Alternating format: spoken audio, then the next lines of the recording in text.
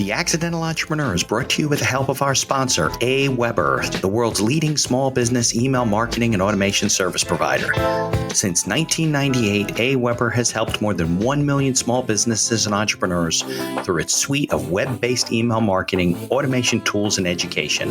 AWeber, the best option when it comes to marketing your business. The podcast is also brought to you by the Alternative Board. Since 1989, the Alternative Board, or TAB, has been one of the leading peer advisory and business coaching organizations for independent business owners and CEOs across the world. By facilitating peer advisory boards, private one-on-one coaching, and strategic planning services, TAB helps business owners improve their businesses in ways that change their lives. And be sure to check out our affiliate sponsor, One of One Productions, the New Jersey-based podcast studio that produces and edits both audio and video podcasts. They sell equipment for the avid podcaster and have even created a guesting kit exclusively for our listeners. And be sure to support the podcast by ordering some logo merchandise from our online store. Listen to all of our sponsors' commercials later in this episode and follow their links in the show notes to learn more about their products and services. So I looked for particular types of projects, right? Number one, things that had hard assets I really liked. So Okay. real estate projects. Yeah, real estate projects. Generally what would happen is someone will come to me if they have an idea, but they don't have all of the pieces or they don't have all of the relationships to make it work. And they needed me to come up with an out-of-the-box solution. Okay. Understand.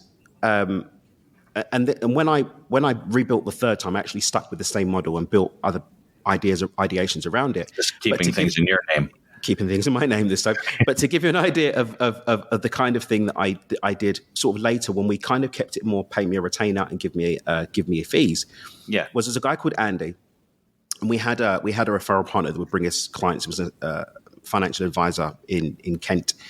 Okay. And Andy had a scaffolding business. Yeah. He had an investment property. He had his primary residence, but he had no experience as a real estate developer.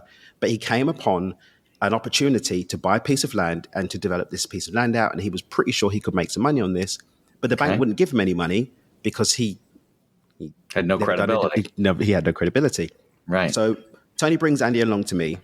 And this is what I did. This is the kind of this example always gives like a flavor of how I would solve problems. Good. Perfect. So the first thing that we did was we got a bridge loan to purchase the land. Okay. We cross-collateralized the equity in his investment property to cover for the deposit. So we got That he already had. down. Yes, in his investment property. Okay. I then got a development lender to, we had one more piece as well. There was a shortfall. I got an asset loan on the metal in his scaffolding business to plug the last piece of the gap. Like a loan on inventory is not the right word. On equipment, basically. Yes, that was an equipment loan. It's Right. basically like equipment loan. So I Okay. got those pieces. And then I had, there's a couple of lenders in the UK that will give you development funding so long as you own the site. They'll give you 70% of the GDP, of the gross finished value of the development, so long as you own the land. And right. so The that's what we did. construction loan. Right. Yeah, Sure. so we got him a construction loan. So Right. we got him the whole deal, no money down apart from the fees that he paid me. And then I got kickbacks on the asset loan. I got kickback on the bridge loan. I got kickback Right, you on made the money on the finance, deals, right? I got kickback on everything. All right. Hello and welcome to another episode of the podcast. Always another great guest. You're going to meet Daniel in a minute. He is a successful entrepreneur, as always, a best-selling author, and a buddy of mine who's a podcast host. So I always love having guys on who are podcast hosts. So we live in the same world. If you are listening on your favorite directory, be sure to leave us a 5-star review if you can. You can't do it on all the directories, but wherever you're listening, hopefully you can. If you're watching us on YouTube, be sure to subscribe, hit the like button, ring some bells and whistles, whatever it takes to support the podcast so we can keep bringing great guests like we have today. So let's get on with the show.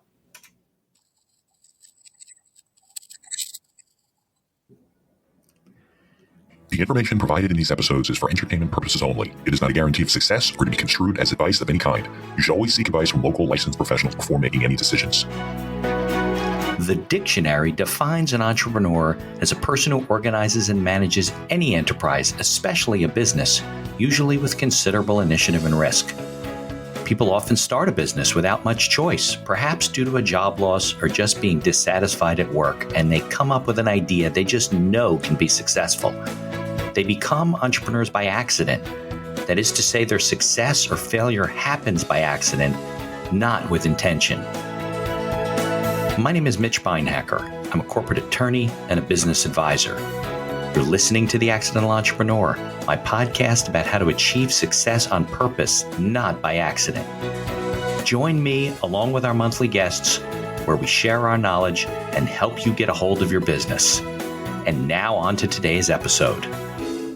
Hey, I'm Daniel Mangena, speaker, author, entrepreneur, podcaster. Really excited to spend some time with Mitch today talking about alignment, about money DNA, and overall how you can live a more abundant, joyful, purpose-driven life. All right. So, Daniel, thanks for your patience as you help me not have to edit my videos so we can play that while we're talking. And, Daniel, your last name's Mangena? Yes, it's Mangena, yeah. Mangena, got it. Okay, cool. So I appreciate you coming on. I can't for the life of me figure out how we connected. Maybe through a booking agency, maybe, something like that. Either. Yeah, maybe. Yeah. But you got a great background and everything. So maybe we can start with, your background in entrepreneurship, because I know you have a lot of success, especially when you were young and you kind of evolved into what you're doing now to share, to help other people like I'm doing and everybody's doing. So maybe you can go back with that type of stuff. Sure thing. And I'd also like to caveat that a lot of success and also a lot of failure, which is supported me being able to help other people. Other, right? Yeah. Okay. I was watching a clip yesterday, I think it was Neil Donald Walsh, that basically said, you can't have the things that you don't want in the space of the things that you do want, or the things that you do want couldn't be there, because everything has to be in balance. Right. And so I agree we can't with that 100%. have success without failure. And we Yeah, can't you have can't, because you don't learn. Even if you succeed to start, you're just waiting for something to go wrong because you're not learning anything. You learn more from the failures. It's just, you're right. It's the yin and yang and the whole type of thing. Agreed. But I've actually always pretty much been an entrepreneur. I remember I was the car washing kid. I was the breakfast in bed kid. I was, when we're going on holiday, going to the flea market and see what I can bring back to sell for a profit kid. I had a tuck shop at high school kid. Didn't finish university, did a year, went off to go and start a business kid. And unfortunately, I didn't have any small failures on that journey. It was kind of like big ones. all the way to millionaire, and then lost it, and then rebounded. Really, you got all the way up there, all the way up without any real knockbacks, and then lost it. And then lost it. That was when I was 19, 20. Okay. Then, what was the business? Was it just multiple things, or? Yeah, multiple things. I kind of basically had a little conglomerate. I was importing and exporting. I discovered trade finance back then, which ended up being the backbone to the consulting that I did after that, really up until today. And used trade finance to do like shipping containers of orange juice and containers of coffee beans and stuff. And how old were you at this point? 19, 20. Oh, you're young. And where were you? Were you in the States or were you? No, I was in London. Born and raised in East London. Yeah, born and raised in East London. Unfortunately, didn't have any of the licenses that I needed for 90% of the business activities. So that was quickly seized and gone. But I was unfazed. I was unfazed by that. And doggedly went off and sort of created again. And within about a year and a half, I was a millionaire again. But the second time, everything got stolen, because I tried to be clever and put everything in different people's names, because I'm going to put it to avoid tax planning. Let's call it right. And that all got stolen. So that took me to quite a big hit, Mitch. Right. Because up until that time, I'd quite arrogantly believed that I knew everything, because I hadn't. Well, you're 19. Hits. When you're 19, you believe you know everything. There's no question about it. I was invincible, right? Right. And so, having starkly to face a second big loss. Didn't really do very well with it, ended up in a very, very dark place. And climbing out of that over the years to come is kind of what became the foundation for what I'm able to share with people now. Because a lot of the personal development stuff that supported me in creating that early success. I mean, I was reading books like Think and Grow Rich when I was 16 years old. I read Psycho-Cybernetics when I was 17. I was reading like Joe Carbo, Wallace D. Wattles and stuff as a teenager. And that all supported creating. But, as well as I do, the theory doesn't matter as much as the practical experience, and you're not going to get that on your own. And unfortunately, you can get all motivated and stuff until you really do it. Yeah, exactly. Yeah, absolutely. Absolutely. Well, I think a lot of people hopefully they work with you, they listen to you, they listen to me, and all these things that go on, and they make the smaller mistakes. You're always going to make mistakes, right? You can't avoid them all, but yeah, the big ones you really, some people don't bounce back, right? They go in a dark place, they don't come out of that dark place. But so that was what, like mid-20s by then? Yeah, I was mid-20s by then, about 23, I think, by the time I'd lost everything the second time, 23, 24. And then it took me, I want to say it took me 3 or 4 years to really get out of a funky place. And then, it's been kind of plain sailing since then, as far as plain sailing can go in the life of an entrepreneur. But certainly the lessons from those hits have been a big part of my journey and staying on track going forward. Right. And it wasn't like you could go and with your degree and go get a job. You said you didn't finish university. No, although I did do another year of the degree, remote learning. And then I was like, screw this. I'm not going to go and get a job. Let me go and get paid. Yeah, that's the irony of life. There's no connection between success and education. Like some people are educated, very successful. Some people are not very successful. And the opposite's true too. People go to university, they get all these degrees and they amount to nothing. What do they say? In our opinion. The people that are A players at university and education end up working for the people that are like B, C, and D players because they're the mavericks that actually go and build industry, right? So, right, exactly. It's just a different personality, right? Exactly. And there's nothing wrong with that. I mean, I'm definitely one that does. I'm really against job shaming. I think it's important that we understand that not everybody's built to be an entrepreneur. Right. And some people are calling themselves entrepreneur and actually just self-employed. And I think it's important to recognize the role that we all play in creating value as value creators, as the head of an industry, of the creative industry, or as a supporter of an industry. And I think it's also important that we as entrepreneurs really honor, respect, and really give credit and value to the people that support us being able to bring our dreams to life. Yeah, big time. I think that's very telling statement, and I think it's good. And I also think that business owners need to be, like you said, kind of honest with themselves. Like there's plenty of people I meet, and maybe they shouldn't be in business for themselves. They shouldn't be doing it on their own. Everybody thinks nowadays it's like this rush to become an entrepreneur and, to build your own business. And look, a lot of it's from the pandemic, right? We learned that we should have, our quality of life should be different than just commuting every day. And especially, I don't know what it's like in the UK, but in the States, as opposed to a good portion of Europe, we don't work to live. We live to work. And I think a lot of people woke up and during the pandemic said, what am I doing? But having said that, you're right. There's people that should be working for other people and they're very good at it and they're good support people and they follow what they're supposed to be doing. And there's people that can run the companies.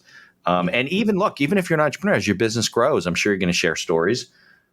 Sometimes you grew out of that. Maybe you're not the right guy to run your company anymore and you got to find the right skills. But some of that comes with being honest with yourself, right? Agreed. Yeah, I think it's important.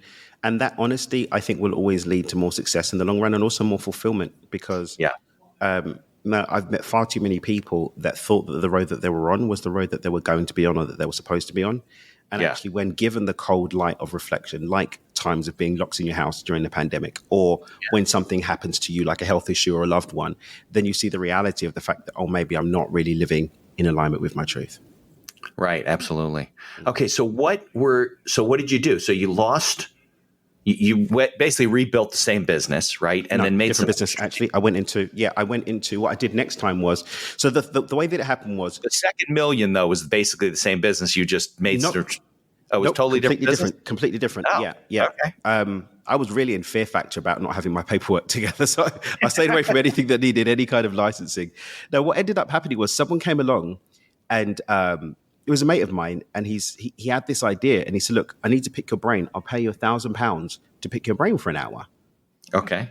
I said, "Okay, that's a lot. That's more than I charge." I was like, "Okay." Yeah. And so he came, he paid me the money. I helped him with his idea. His idea went on to make him a couple $100 or something stupid like that. I can't remember what Mish did. But then I realized, hang on a minute, people will pay me for my brain. Yeah. And Big so time. What I started doing from there was finding other people that would pay me for my brain. But I didn't try to get paid by the hour, Mitch. That's not what I tried to do because that's a job. Instead, I looked for people that would give me a stake in their business or a stake in their project in exchange for my brain.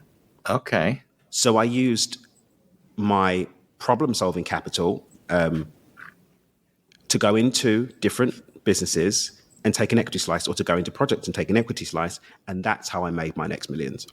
So you built like a little portfolio out of it. Yeah, I bought stakes in different businesses, and that's what I did next, and that worked pretty well.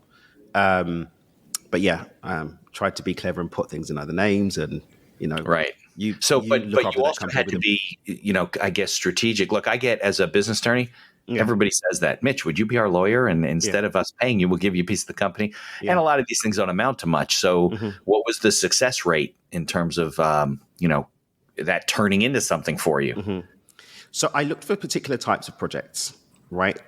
Number one, things that had hard assets, I really liked. So Okay. real Like estate projects. Yeah, real estate projects. Generally, what would happen is someone will come to me if they have an idea, but they don't have all of the pieces, or they don't have all of the relationships to make it work, and they needed me to come up with an out of the box solution. To Okay. understand, and when I rebuilt the third time, I actually stuck with the same model and built other ideas or ideations around it. Just But keeping things in your name. keeping things in my name this time. But to give you an idea of the kind of thing that I did sort of later, when we kind of kept it more pay me a retainer and give me a fees, was there's a guy called Andy, and we had a referral partner that would bring us clients. It was a financial advisor in Kent.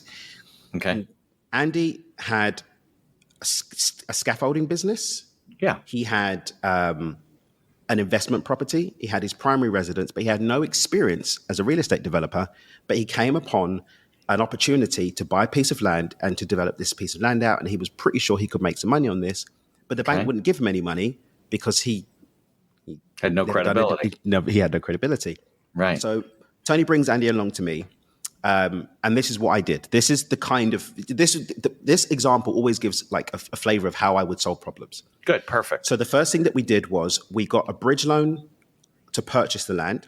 Okay. We cross-collateralized the equity in his investment property to cover for the deposit. So we got that he already money had. down. Yes, in his investment property. Okay. I then got a development lender to, we had one more piece as well. There was a shortfall. I got an asset loan on the metal in his scaffolding business to plug the last piece of the gap. Like a loan on inventory is not the right word. On equipment, basically. Yes, that was an equipment loan. It's basically like an equipment loan. So I got those pieces. And then I had, there's a couple of lenders in the UK that will give you development funding so long as you own the site. They'll give you 70% of the GDP, of the gross finished value of the development, so long as you own the land. And right, so the construction loan. Right, sure. So we got him a construction loan. So we got him the whole deal, no money down apart from the fees that he paid me. And then I got kickbacks on the asset loan. I got kickback on the bridge loan. I got kickback on you made money on the finance. deals, right? I got kickback on everything. So yeah, that's the kind of thing that I did when we moved into the third iteration of consulting. But yeah, that's kind of stuff I was doing. So we'd have people like, I remember there was this one guy, he was an ex-NBA player, and he had a project that he wanted to do, a couple of million, but he didn't really have that much asset-wise. He had a real estate portfolio, but he had some shares that were, I think they were called pink slip shares. So they didn't have a final market value because they were pink slips are like not traded on the markets. They're but I was able stock, basically. Exactly, but we're able to insurance wrap the stock, the stock, and then got a loan against that. That got them off the ground, and then I got a piece of the project for making that work. Yeah. No, so most of that creative financing people don't understand at all. No, there's always a way to do a deal because you recognize the asset and what you can collateralize and who will do this, and you got to pay more for this, but you can get it and this and that. Yeah, no, those are skills that people do not have. They don't, I want to do this. Well, I would say, look, there's a way. You just got to figure it out in all these different parts. And I guess once you learned what he had and what his situation was, you can be creative about it. Yeah. And sometimes I'm not the person to find the way, but when I can find the way, then we see what we can do. Now, you're still young at this point, right? Yeah. So where did you get the experience how'd you figure all this stuff out? You weren't in banking, you weren't in finance. I wasn't in banking, but I was in problem solving. And so basically what happened is I found out when I was 27 years old that I had Asperger's. So I didn't actually know that I was on the autistic spectrum. So my brain works a little bit like a computer, but I didn't know that that's the skill that I had. But that skill was coming out sort of accidentally from an early age. Yeah, because then you're getting really focused on one particular thing, and then Yeah, well, superpower, right? There we go. Yeah, absolutely. Okay, so that's what you started doing. You started building that consulting business, and you were getting more fees then, as opposed to taking pieces of businesses? Yeah, since we got back in the saddle with that, I got that business going really, really well. We started to do more mainstream stuff, mortgages and remortgages. We found pipelines of clients for those. We had since about 2000 and I want to say 16, we partnered up with a really great company down in the south of Spain. They were getting ex-repossessed bank properties, and we're doing deals with them and helping people build out portfolios in Europe with little to no money down, and just really cool, fun stuff like that. A lot of it was creative real estate financing, construction. It was a bit easier on the Spanish side, especially when it's repossessed, because it's so far below market value. We can go in and do pretty decent deals. Not as much now, but I was speaking to Felix a week and a half ago, and with the way that the markets are going now and the economy is going right now, we should be seeing exciting deals coming up in the next couple of years again. In where are you in Spain? Yeah, different parts of Europe. Yeah. So you're doing business all over the. We look for where the dollars, the euros, and the pound notes are, and we see if we can't exchange some value. Right. Yeah. Well, there's another arbitrage there, right, between the currencies. Mm-hmm. Yeah. Very, very good. So that's what you kind of stuck with this whole time? Well, up until February 2018, when I actually took a break from all of this and went really deep into sharing my life story and sharing what really saved my life, coming out of the darkness. And I did that exclusively for, I want to say, about a year and a half, 2 years, quite exclusively. And then I had no intention of making a business out of it. I kind of walked away from what I was doing before, quite intent on just sort of showing the work that I was doing. And then I had a conversation with a friend of mine who just had a very, very tasty 9-figure exit. And he came to an event that I was hosting in California, and he was dropping me somewhere afterwards. And he said, Dan, if you kind of opened up the doors and allowed the abundance to come in, you could probably help a lot more people. I was like, oh, yeah. Because up until that time, people wanted me to coach them. And I don't want to be a coach. I don't want to do that stuff. Right. I'm just kind of enjoying sharing the work. I opened up the doors. We got that business to 6 figures in 4.5 months. That's now been doing 7 figures a year since 2020. That personal development business. One of the so a lot of it's individual coaching versus group stuff, or no? More one to many. We've got some services that we do mainly around work I do with Money DNA. I do VIP days, VIP weekends, which is like mastermind type of things. Yeah, some mastermindy stuff. We did a couple of years. We did a mastermind. We haven't got a mastermind at the moment. We're planning on maybe doing one next year. Okay. And now we're doing kind of a lot of, like I said, one to many and more group, higher ticket group stuff. And then we've got a membership program, which is just $100 a month. So all the kind of little programs that I've done over the years, we put them in there. Subscriptions. I like that. Yeah, so people can get hold of it. So you do a lot of in person now still? Yeah, I mean, traveling now, or not as much of it's virtual? I want to 2018, 19, and the first little bit of 2020, yes. Pandemic comes along, obviously not. Right. About halfway through the pandemic, Mexico was a lot more open. So since 2021-ish, we've been doing stuff in Mexico in person. Okay. Which has been great. We rent the hotel out, come down, we get a room block, people come in and do the thing. These are Mexican business owners, people? No, people coming in from all over the world. Oh, it's just that it's more open there and easier to get to like one of the resort cities or something? Yeah, and because, most countries, they were closed down. Like you couldn't go to a hotel because the hotel was forced to stay closed. Whereas, down in Cabo, where I've been since 2018, it was open. And so we could do that. But this year, I'm really kind of coming more back to my entrepreneurial roots. The personal development business really runs itself. I've got a team of coaches that do the one-to-one coaching. They do the group coaching. We've got a lot of stuff automated now with the online programs and stuff. That business ticks away. So what did you do? From a business planning standpoint, you developed a methodology, right? And then you created like training manuals and materials and processes. My head coach, Leah, actually helped me develop that. And so, we've got a team of coaches that deliver those. We're thinking about maybe doing some kind of certification. I might do that. I'm not really sure how I feel about it. I'm kind of sitting with that. But we're definitely training them, even in terms of the virtual events that we have been doing, which is the train of thought that I lost. Virtual became easier. So I kind of enjoy the virtual now. Well, you also access other people that can't necessarily travel, and they can learn from you and bigger audience, broader group. And technology is great now. There's some great studios. I'm in Dubai right now. There's some great technology you can do now with studios. We can even see the people, like big chunks of people on large screen and stuff. I know. There's great technological support. So I may continue doing that. We'll see. We've got one sold out retreat that we've got for the back end of this year in October. That's a private retreat for people that have been to our work before. Other than that, I don't really have much plan that I'm going to be doing this year.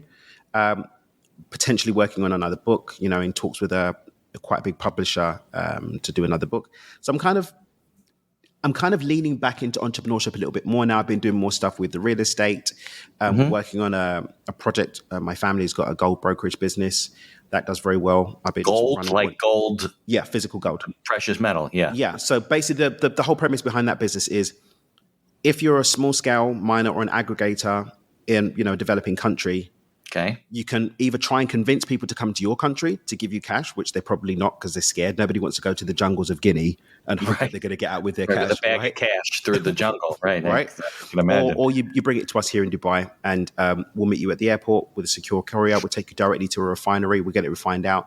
We'll get you paid within 3 days, and you can leave with your money in a bag or in a wire transfer. And it's very, very clean, and we take a cut for that.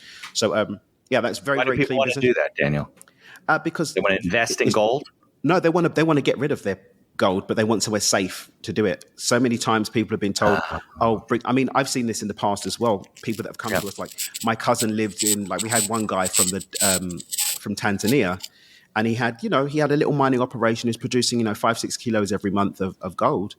And his cousin told him to come to London and said, "Oh yeah, come to London with the gold, and I'll take you somewhere to sell it." They were going. His cousin didn't have anywhere. He was just trying to chance it and go into gold dealers on the street and say, "Will you buy my gold?" And they was like, "I'm not going to just buy your gold. What is this?" They don't do that, right? It's just it's ridiculous. Just nuggets, not even refined, not even in door glass. They don't even.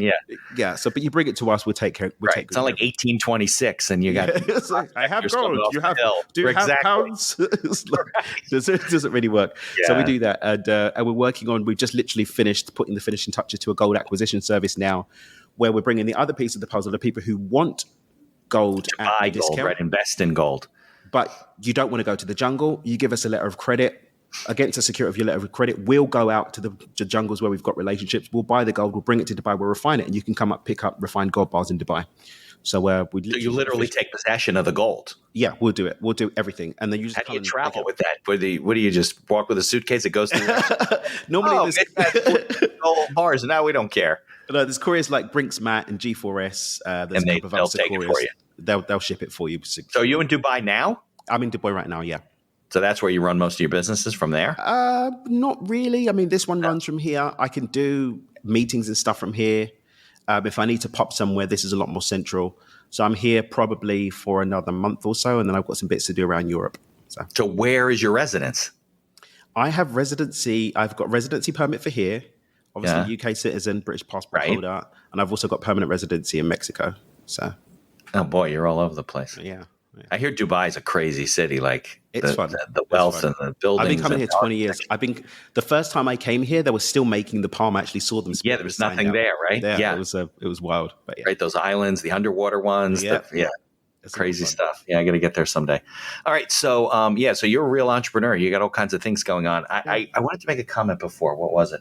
Oh, I think that a lot of people that have personal service businesses, right, where they're consultants or they're advisors or whatever, I don't think that they see, hey, I could equip this business so it can be actually a business and not just me. And you obviously saw that very early on and probably worked very hard to build out the system so you don't have to be the guy, right, who has to go to every event and talk to everybody. And, you're on the video screen and everybody wants to see Tony Robbins, but very few people get to work with him. Got the million. But, I think the difference between me and maybe a lot of people that have done that is, especially with consultants, normally, if you think about it, consultants normally have come from the professional arena and then they look to leverage their skills and experience into consulting. Right. Or they come from a public service job, whatever, then they go and work and do some consulting. Very few people come at it as an entrepreneur. I didn't come wanting to be a coach or a consultant.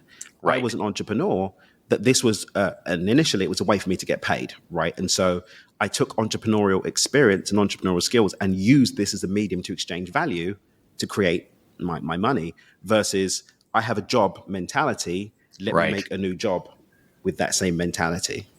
Well, that's what I think it is. It's a mentality. If I'm coming out of corporate for 40 years, I have a lot of experience, but I can take that experience and create intellectual capital and property and use that and start people working. People have done it. It just doesn't happen very often. And these guys end up, what do you do in 20 years if you're now a consultant solo.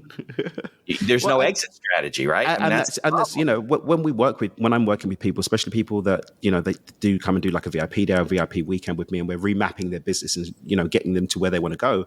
For me, the next level of your business always includes you on the business and not in the business. Always, right? Because then you're just an employee, like you said before. Yeah, you're just an employee, like self-employed. Yeah. And also, what's the exit strategy? Some people really enjoy what they do. I enjoy the entrepreneurial exploits that I do, but I've set myself up so that in terms of my living needs, I have enough passive income that if I didn't want to do anything, I wouldn't live the same standard of life. No, but it's choice and freedom, right? But I could live a decent life. And so yeah.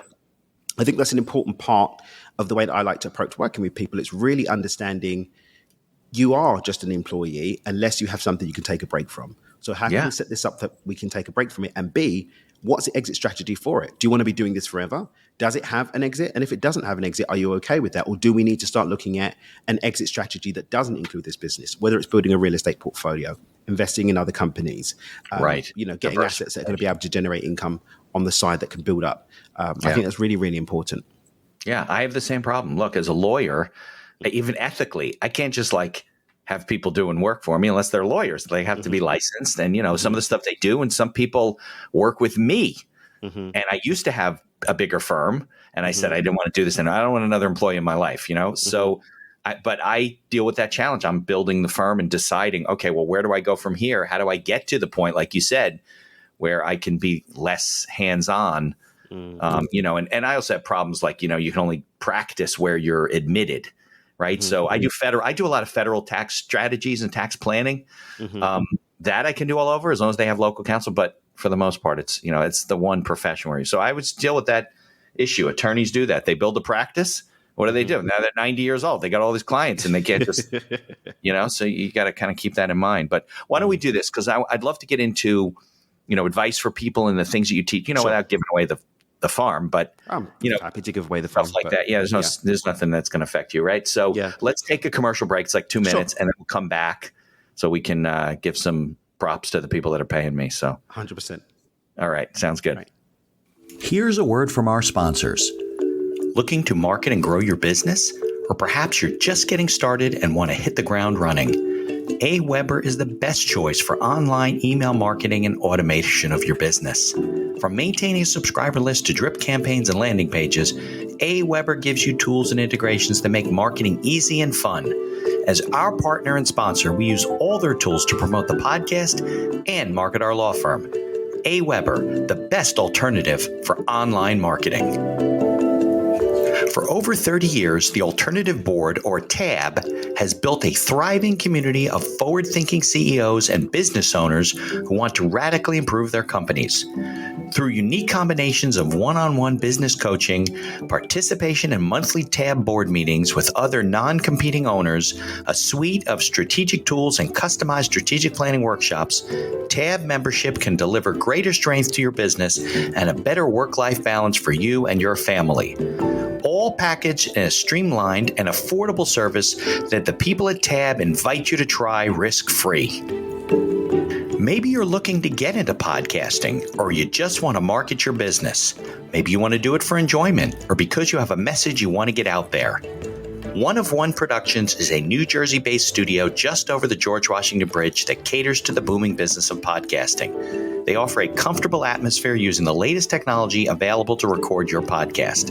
And they are a full-service media company offering both audio and video production services, creating both audio and video podcasts, as well as video shorts for business and personal use.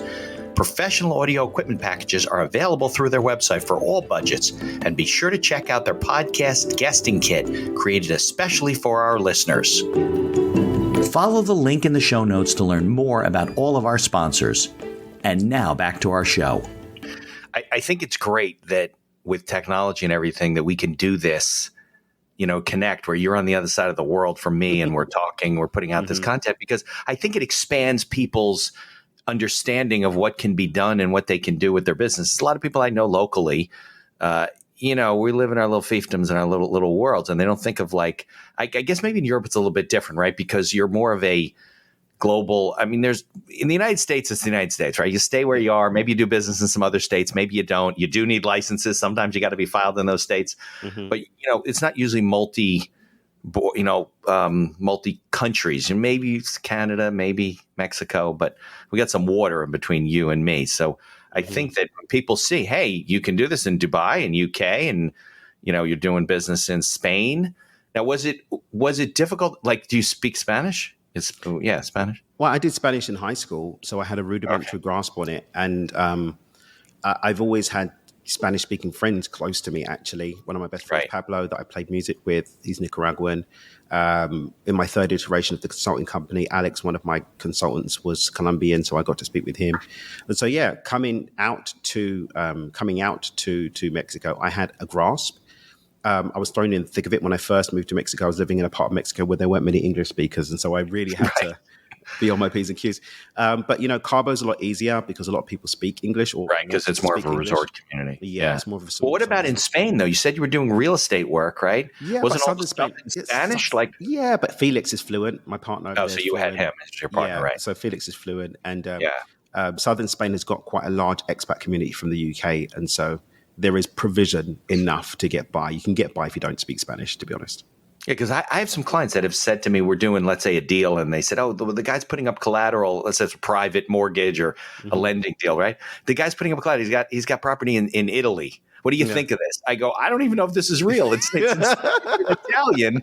You better get – and it turned out it was fake. It wasn't fake. It was like an old deed, and it had been transferred several times to other people. Well, I had to get, you get to call a title company. They don't know Italian. So I had to find an attorney and get it translated in the whole thing. And it could be crazy dealing with, other languages. That's important. I mean, much to your point there, Mitch, is really important to have local intelligence, right? Really important to have local intelligence.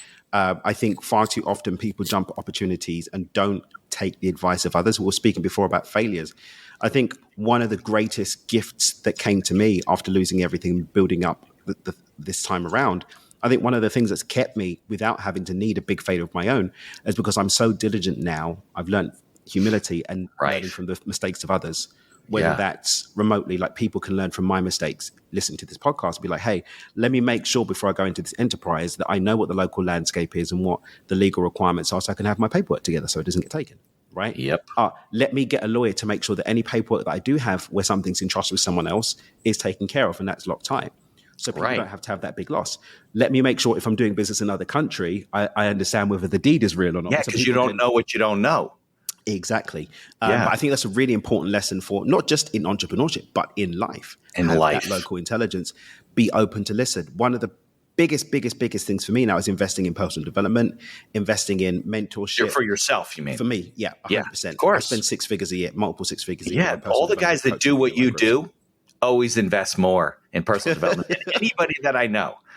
But the path that I've gone on and, the hits that I've taken that have come from really not having that, it's really encouraged me to see that that's been a big part of my growth and thriving, really. Yeah, and ultimately your success. All right, good. So I'm excited. So let's talk about the stuff you're doing now, the things you see that people do wrong or right, and all the advice you give and how you do bring, because we're really talking about abundance today, right? And the whole, what's the word? I believe in like positive energy and, attraction, right? That's the word I'm thinking of, right? Yeah. You attract negative things. You're worried about stuff. You attract them anyway. Exactly. You want to keep them away, you attract it. So how do you do the whole abundance thing? So I'll let you take it over from there.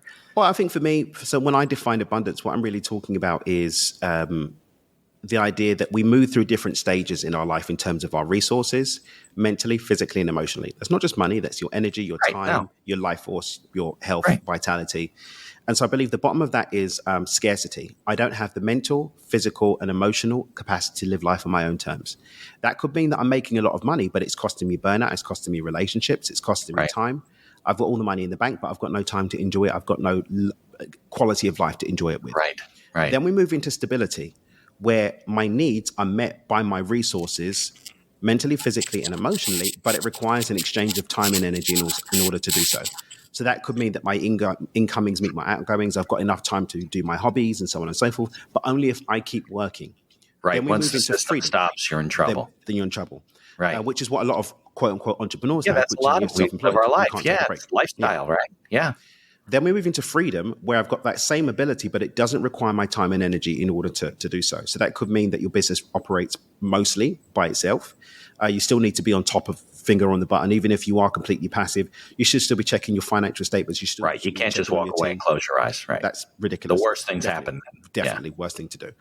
And then we move on to abundance, which is where my needs are met, but there's also overflow without me, so that I can be of contribution without thinking about my needs not being met. So that could mean that if I want to dedicate some time to my favorite charity or to spend time with the kids or with family members, I can do that without worrying about whether my things are going to be taken care of.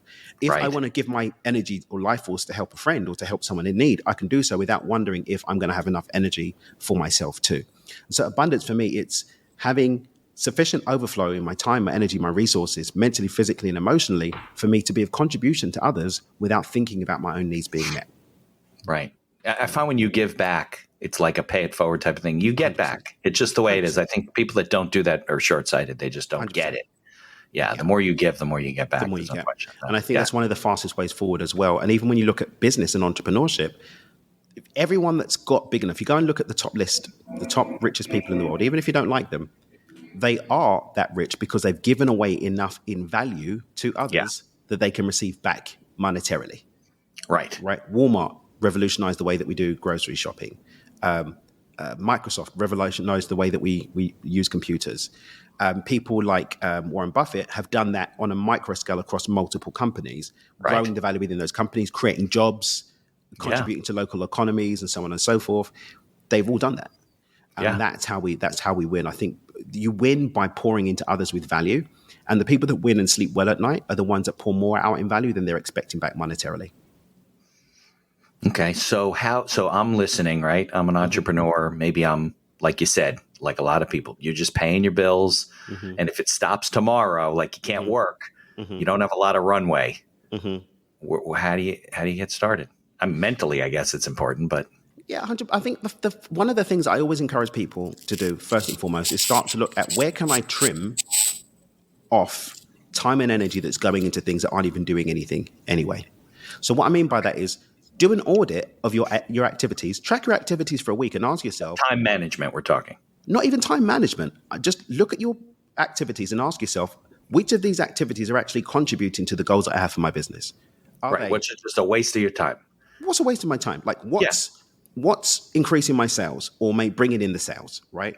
What's supporting the delivery of services or products to my clients? What's going to empower me to be able to improve and stay ahead of the game? And then, because immediately, if we want to, the thing that keeps the lights on is money, right? So unfortunately, what isn't directly supporting bringing money in?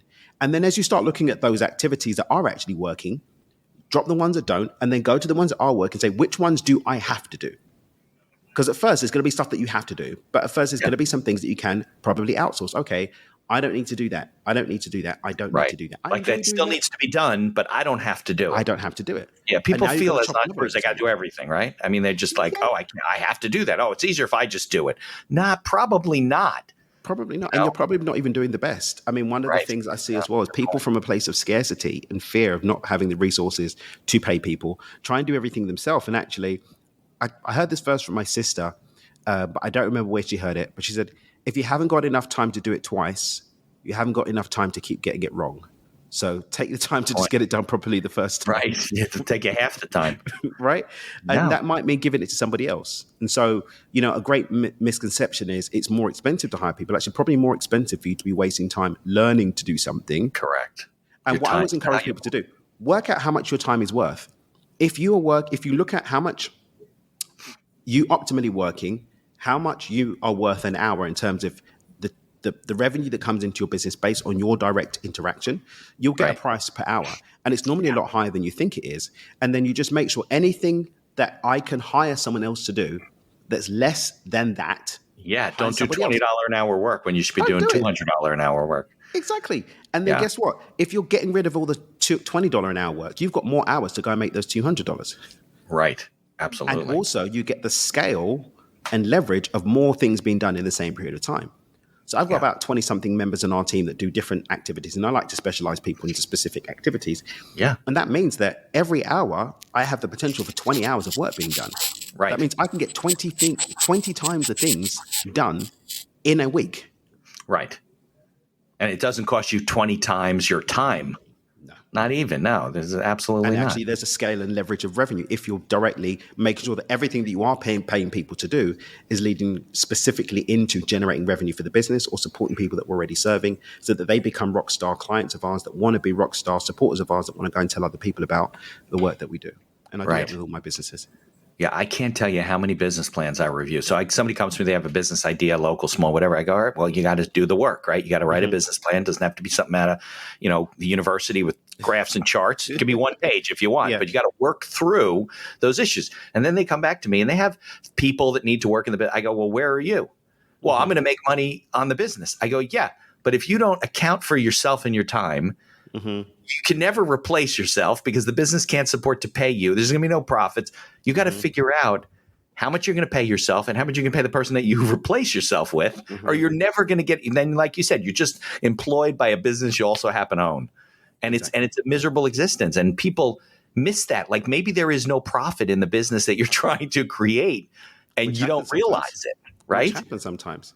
Right. And, there's so many times when, people have come to me with a model, they've come to me with a problem that they want to solve. And my sister even did this the other day. Her and her friend, they had what sounded like to them like a genius idea. But, we spent 5 minutes pulling it apart. She's like, yeah, this isn't a very good business idea. I see those all the time, right? Because you give advice. So people want to, Daniel, I have this great idea. We're going to do this and this. And you're like, well, how are you going to do that? And, do you know you need to have a special license to do I tell people that all the time as a lawyer. You can't just be making food out of your house. Like there's board of health that don't let you. Oh, you're going to need a commercial kitchen for that. And it might work, but oh yeah, that's too much work. I don't want to do that. Like it's just crazy. And do you know what's great about that, Mitch, as well, is that those conversations will see who really, really wants it. Yeah. Because for someone to say, I need a commercial kitchen, well, have you gone to see what the options are for you to maybe rent out a commercial kitchen space? Yeah. Right? Or to partner with someone who's already got a commercial kitchen.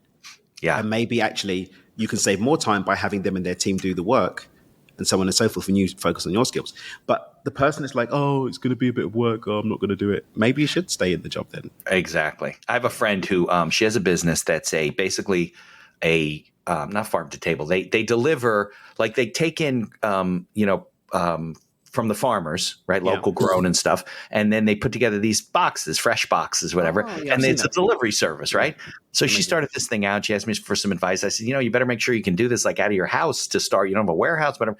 And she was able to do it as long as they weren't cooking there. They're packaging and stuff. Now they have a whole, they've grown the business and she's relentless, right? And she was just in love with helping the local farmers. They eventually bought their own land. I think they do farming too.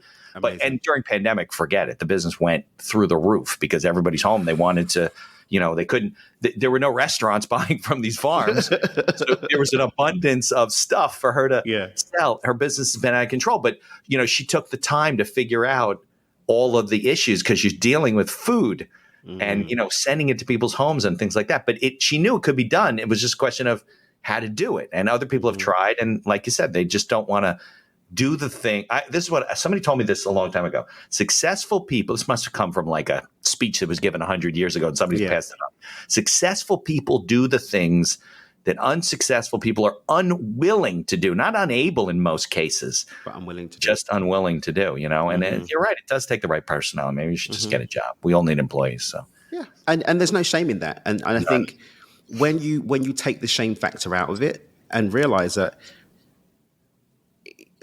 being an entrepreneur is not going to be an easy road for you. It's going to be a harder road. You've got to deal with people. You've got to deal with stuff. Yeah. You've got to deal with you got to love it. It's hard work. There's problem solving all the time. Like, especially for people that have got multiple things. Like sometimes I can have like 4 or 5 problems that kick off on the day that have to be met. Of course. With solutions.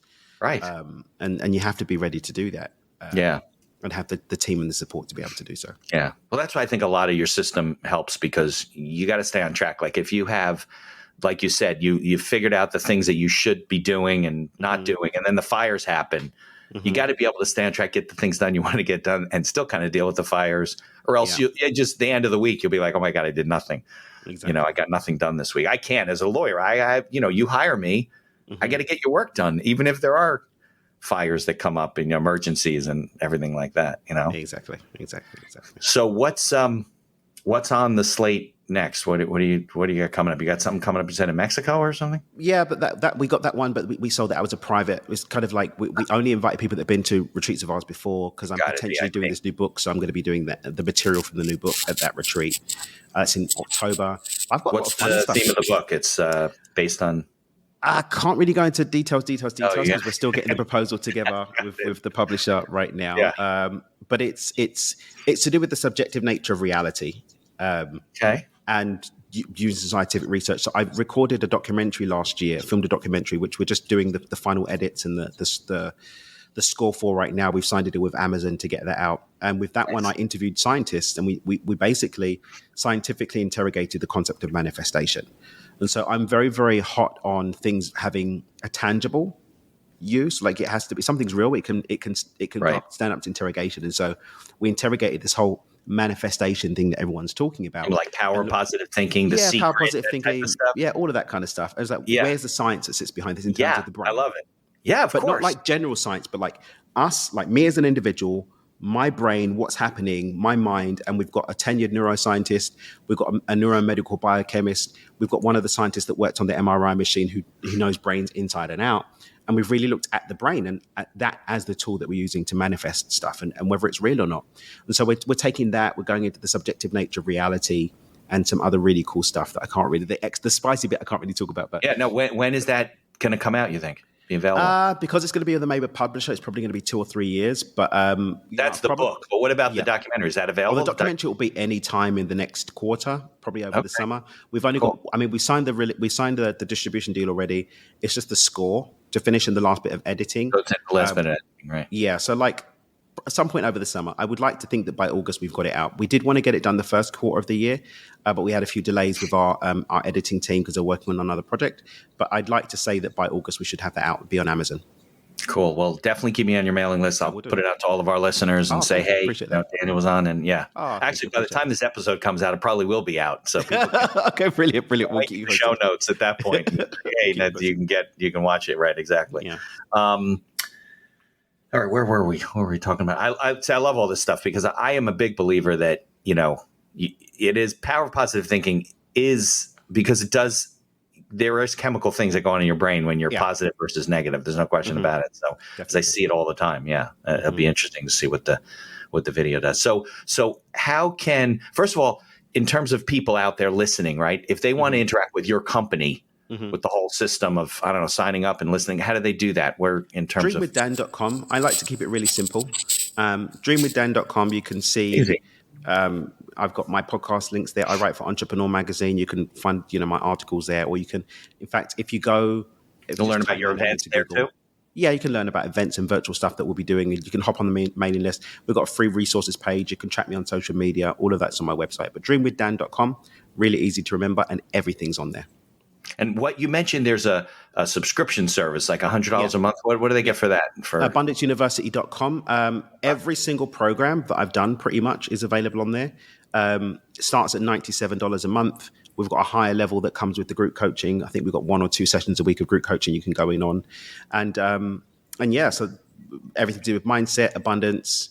My earlier programs like Micro to Millions, it takes you from 0 to million in 14 steps, following our signature step-by-step program. Stuff that we've created around Money DNA, which helps entrepreneurs dial in to their natural flow of abundance. Really cool stuff on there, lots and lots. And I'm adding to it all the time as well. So the reason why I started abundanceuniversity.com really was as we focused as a business more on the higher ticket stuff, I wanted accessible material that people can actually get something from, number one. Right. Personal development businesses, they don't really work on low ticket stuff. And for the team that I have, but those are the people who need the help the most, though. Yeah, exactly. Right. But the team that I've got that enables me to pump out content on every single platform pretty much every day, I can't do that selling $100 programs. Right. It doesn't make sense. You got acquire client. So we stick with the high ticket stuff, but then we've got this, which we don't really do from a profiting perspective. It is really just there to help people, but it doesn't really work unless you're exchanging some value. And so we've got that there available. Right. But I sometimes have ideas for programs. I've got a 30-day program I'm working on at the moment. I'm really excited about 30 Days to Abundance, and I'll make it available on the platform. So rather than needing to go out and do a whole new marketing campaign or any of all the things, I can just chuck it on the platform. So, Give a captive audience a little bit. And the other thing as well is that I'm a member of Jack Canfield's Transformational Leadership Council and a few other really cool communities. And over this summer, he's a chicken soup guy, right? Yeah, chicken soup guy. Yeah. So yeah, he's a really, really cool cat. But I'm part of a few really cool communities with amazing thought leaders of, the highest caliber. And we're doing some negotiations right now to get some of them to drop some of their entry-level programs into the membership as well. And so we're going to have not just my material, but other people's material that you can use to improve your life for just $100 a month. Very good. All right. Well, people should definitely check it out. We'll put links in the show notes. What about also the podcast that you host? What's going on with that?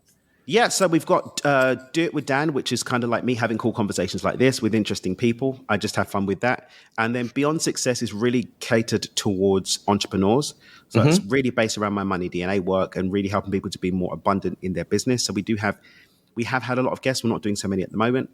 Just really core material to get people into a space of abundance with what they're creating in their business. And that's on Amazon, Google, Apple, all the platforms. But again, on the website, click podcast at the top. All there. The links Mine too. Absolutely. Yeah. Well, I mean, you have to have an organization. You're so busy. You got so much stuff going on. Really, you can never get to the level on your own, just cranking out videos. And the thing is, we're doing this one on a Friday. Ordinarily, I only work Tuesday, Wednesday, Thursday. This is the only work thing I've done today. That's a nice life. Yeah, so Friday 4-day weekend. Self-care. I like that. Yeah. Friday I normally do self-care. Like I head up to the spa. I'm going tomorrow instead. Today I just kind of hung out. And then Mondays I do a lot of personal development. I'll do more reading. I'll do courses. I'll catch up with people that I'm being coached by on a Monday. And then I work Tuesday, Wednesday, Thursday. Yeah. No, look, your week is a choice, right? Mm-hmm. I only really do the podcasting on Friday. I used to be all over the map. People be, can you talk to me here? I don't do that. Mondays, I do the same thing. I do marketing. I do bookkeeping. I keep it open. There's always somebody who needs me. But why can't you control your calendar? Exactly.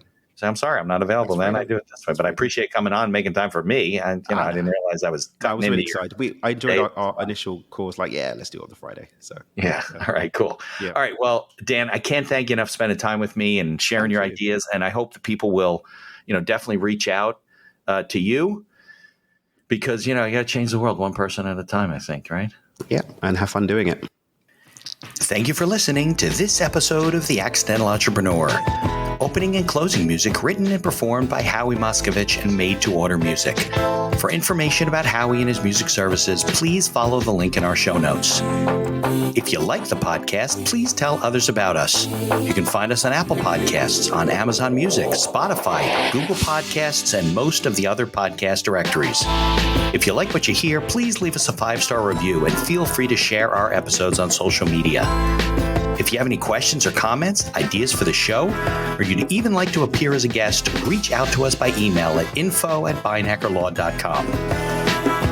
The Accidental Entrepreneur is hosted by Mitch Beinhacker and produced by Beinhacker Law.